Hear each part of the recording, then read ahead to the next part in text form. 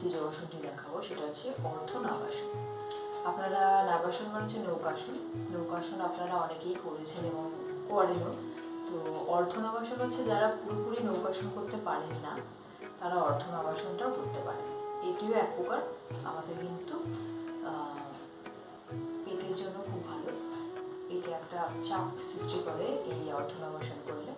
তাহলে আপনারা দেখে নিন যে আসনটি কীভাবে করতে হয়। অর্ধ নাবাসন করার সময় প্রথমে আপনাদের এরকম করে শুয়ে পড়তে হবে, এরকম। এবার কি করতে হবে, আস্তে আস্তে হাত এবং পা এরকম 30 ডিগ্রি অ্যাঙ্গেলে এরকম রাখতে হবে। 30 ডিগ্রি অ্যাঙ্গেলে, বেশি এরকম আঁকো যেন না হয়ে যায়, ওর ডাঙ্গো যাতে না হয়ে যায়।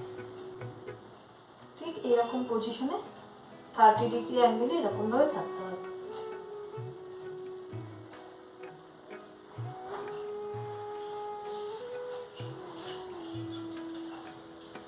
এটা হচ্ছে অর্ধ নাবাসন। এটা আপনারা 20 থেকে 30 সেকেন্ড হোল্ড করবেন যখন আসনটি করবেন। আর 3 টাইমস একটি 3 থেকে 4 বার আসনটি কিন্তু আপনারা প্র্যাকটিস করবেন।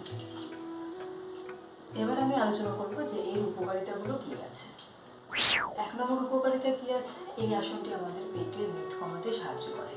যাদের পেটে অতিরিক্ত চর্বি আছে, মেদ আছে, তাদের জন্য কিন্তু এটি খুবই উপকার একটি আসন।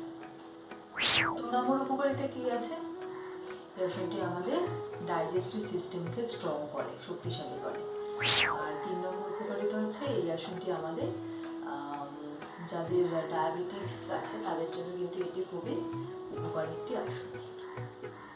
এবার আমি আলোচনা করব এর সাবধানতা কী কী আছে। সাবধানতা নিয়ে, যাদের হাই ব্লাড প্রেশার আছে তারা কিন্তু এই আসনটি একদমই করবেন না।